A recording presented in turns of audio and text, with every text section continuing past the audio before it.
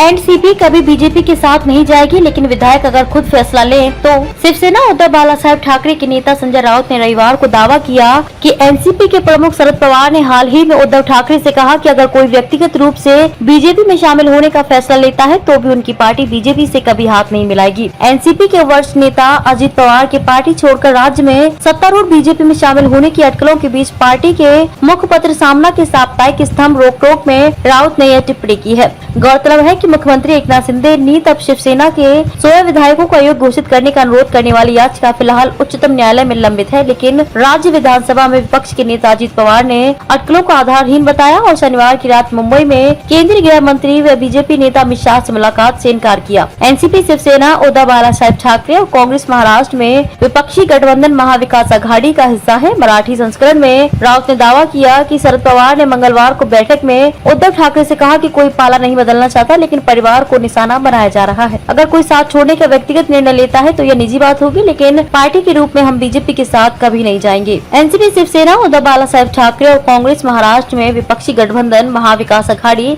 MVA का हिस्सा है। मराठी संस्करण में राउत ने दावा किया है कि शरद पवार ने मंगलवार को बैठक में उद्धव ठाकरे से कहा कि कोई पाला नहीं बदलना चाहता, लेकिन परिवार को निशाना बनाया जा रहा है। अगर कोई साथ छोड़ने का व्यक्तिगत निर्णय लेता है तो यह निजी बात होगी, लेकिन पार्टी के रूप में हम बीजेपी के साथ कभी नहीं जाएंगे। चीनी मिल की खरीद में मनी लॉन्ड्रिंग के आरोपों का क्या हुआ? राउत ने कहा कि राजनीतिक हलकों में अजीत पवार के भावी कदम को लेकर अटकलें लगाई जा रही हैं और एनसीपी के वरिष्ठ नेता को स्वयं इससे स्पष्ट करना चाहिए। उन्होंने कहा कि अजीत पवार के परिवार से जुड़ी चीनी मिल पर छापा मारकर ईडी ने उसे जब्त कर लिया, लेकिन अब आरोप पत्र में अजीत पवार या उनके परिवार के सदस्यों का नाम नहीं है। शिवसेना यूबीटी नेता ने सवाल किया, चीनी मिल की खरीद में मनी लॉन्ड्रिंग के आरोपों का क्या हुआ? क्या छापे और आरोप सिर्फ राजनीतिक दबाव बनाने के लिए थे? राउत ने दावा किया कि शरद पवार के एक अन्य सहयोगी महाराष्ट्र के पूर्व मंत्री हसन मुशर्रफ को भी केंद्रीय जांच एजेंसी द्वारा निशाना बनाया जा रहा है। मुझसे इतना प्यार क्यों जताया जा रहा है? इस बीच एकनाथ शिंदे नीत शिवसेना के नेता व राज्य में मंत्री दादा भुसे ने कहा कि अजीत पवार कई साल से एनसीपी में बेचैनी महसूस कर रहे हैं। हम सभी यह जानते हैं कि कुछ भी हो सकता है। नागपुर में जब पत्रकारों ने अजीत पवार से भविष्य में उनके कदमों पर लग रही अटकलों के संबंध में पूछा तो एनसीपी नेता ने कहा